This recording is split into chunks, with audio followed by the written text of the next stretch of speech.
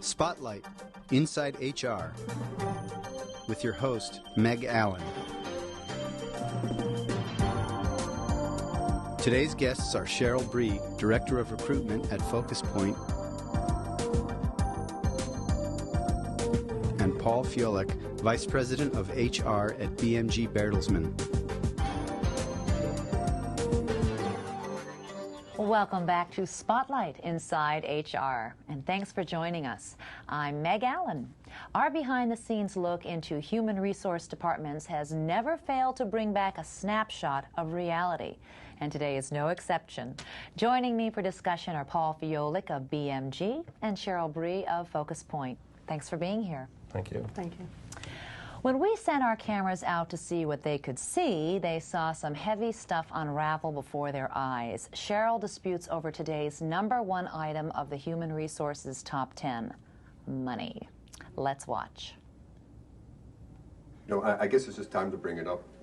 What we're here for is that I believe that the people I'm bringing, my recruits that I'm bringing in, are high-end recruits. And I'd like to be compensated for that. As you are being compensated, based on the quality of your recruits, you are getting paid a higher commission versus the consumer recruiters. Yeah, okay, yeah, I appreciate that, but I'm taking a look at my numbers and they're going down. I guess we have to backtrack and understand why your numbers have fallen, because you do get paid. The commission program is what it is. Right. Especially for you, it's a higher level, as we know, because you do good work. Right. So let's backtrack and figure out why your numbers have fallen in the past month and a half. You guys need to answer that for me. How come you're not taking in the guys, the recruits I'm bringing? You do get paid for each one. The only thing that I can come up with is that if your recruits aren't making it into the room, is that they're not qualifying according to our client specs. It looks like we need to sit down with you and your supervisor, go through and find out why these aren't qualifying, so you can get paid. If either it's a retraining issue, maybe it's communication between you and your supervisor, maybe you're not getting the information that you need to get. So well, I apologize because I get a little aggravated, but it's making a fact, so something has to be taken care of here. It really does. I'm going backwards here, and that's just not what I do. And the thing is, but my time, it's not like the time isn't in. It isn't like I'm not putting the time in to get this. I've got the hours out there. I've got the people. I've got the recruits. I've got the numbers coming through. I think that what the problem is that once they get into the room, they don't qualify. They tell our clients, no, I'm not using this as much as the screener, what you've gone over the phone with them, says that they're supposed to have. So it doesn't matter if they qualify over the phone. It doesn't matter if they qualify once they've been confirmed. It matters when they get in that room that they qualify 100%. Well, this room seems to be a place where for non-qualified recruits. I will not appreciate pay it. Has always anybody has been. for them. As it always has been, correct? That has not changed. Absolutely. That has not changed. I understand that, but you also have to understand that the people that I'm going after, they're not the home, the housewives, they're not the regular stuff here. These require more time. And it takes a talent to find them. I understand that. It takes more time to find them, and you get better information out of these people. Absolutely, and like I said, it's a talent. It really is the type of person to do this, and I want to reward you for that. Would you like a per recruit increase, or would you like a salary increase? Well, actually, because of the time I have in here, I'm looking at both. There's no question to that. I'd like to be able to split this up somehow. Instead of like another $10 per recruit, maybe another $5 per recruit, and add something to the salary to where I know that's always there. Okay. Because there are times throughout the years, there are difficult times, things change, and I've got to look out for myself. But again, you could see how my trail of where I'm going is the people I'm bringing. And this is just the beginning. I've got plans. I've got a lot of different ideas to bring different people in. Okay. It's changing. So how would $5 per recruit, we can take you up a 4% salary increase. Sure. But you have to maintain levels that you once had. You have to not only do this good quality recruit, but you have to get back to the numbers you once were. I'd love to do that. And I'll give you 3 months to do it. I understand that, but I need more higher levels of this quality recruit from you. I need the quality and the numbers. I understand that. Is that a fair deal? I don't have any problems with that. Wow, Cheryl. So obviously this employee was not satisfied with his compensation. It's a tricky subject. How do you want to comment? And With Help us with that. this specific scenario, the issue was that he not only he needed some retraining, and he needed to get his performance level up to justify the raise and the increase on the per recruit. And we'll see in 3 months if he does it or not, and then we can keep the raise the way it is. If not, I would go down after that, because his performance has to be up to par, and even better if he's going to justify the increase. That, to my boss, it's important that once they see that he's making more money, why? So I'm saving my job. Exactly. Do you want to comment on what you saw as well, Paul? Yeah, I would have told him to go back, bring in better recruits, and we'll see how it goes in 3 or 6 months. I wouldn't have given him anything up front. I think, I think probably as a salesperson, or there are times when the industry changes, the company changes, people perform at this level, but yet the company's expectations are going like this. So they level off, and they're not meeting.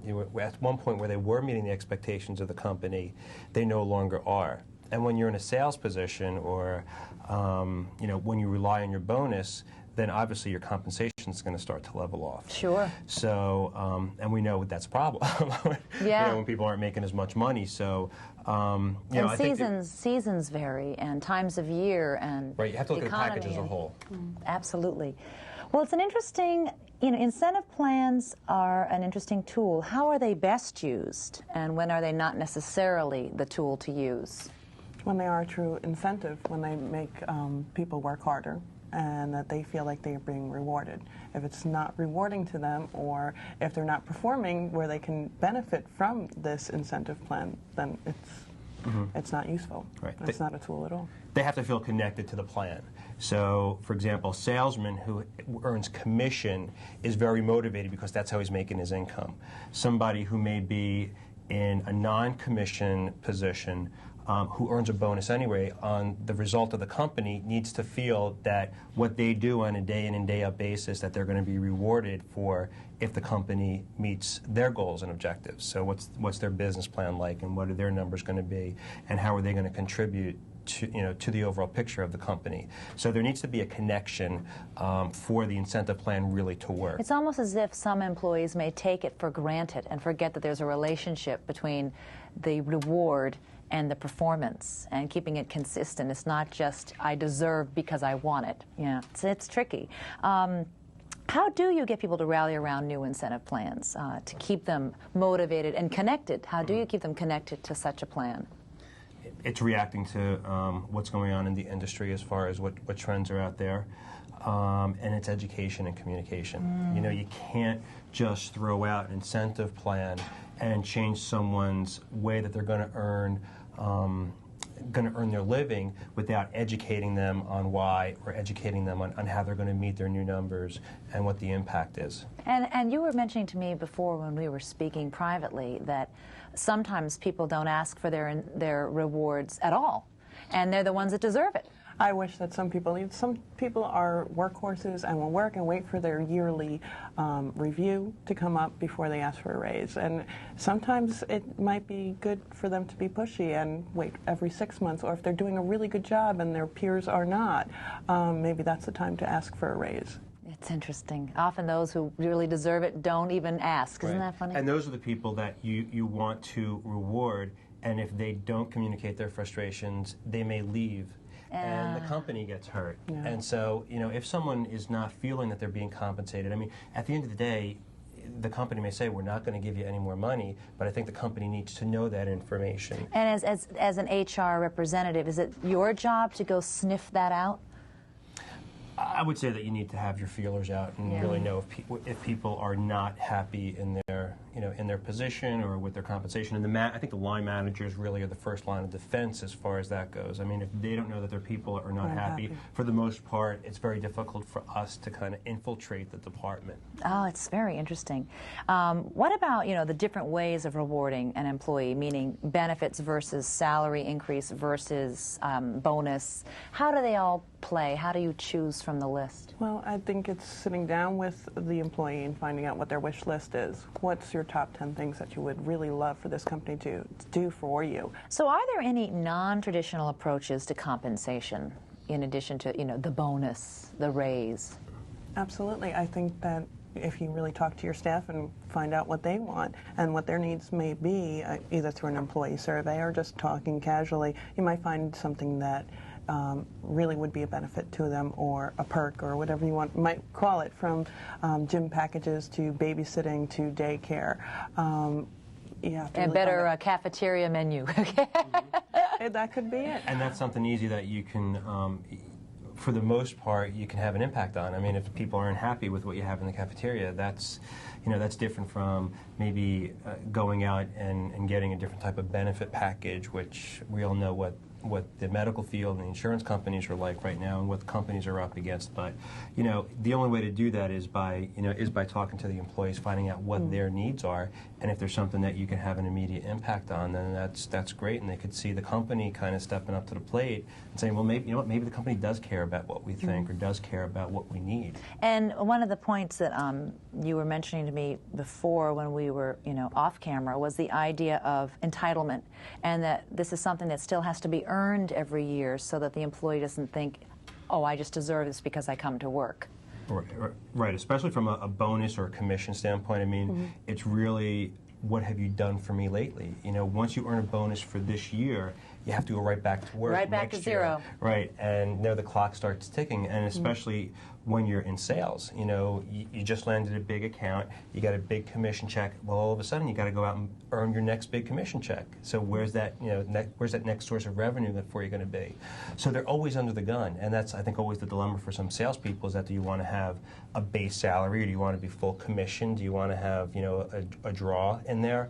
And it really depends upon the individual. So in a lot of ways, your role also is to let them vent that, yeah, it's hard sometimes. It's tough out there, and we appreciate your efforts, but no, it doesn't mean I can reward you because your numbers are down. Right. You don't get bonuses just for showing up. Right. Indeed. Yeah, well, thank you very much. Thank you. Thanks for joining us.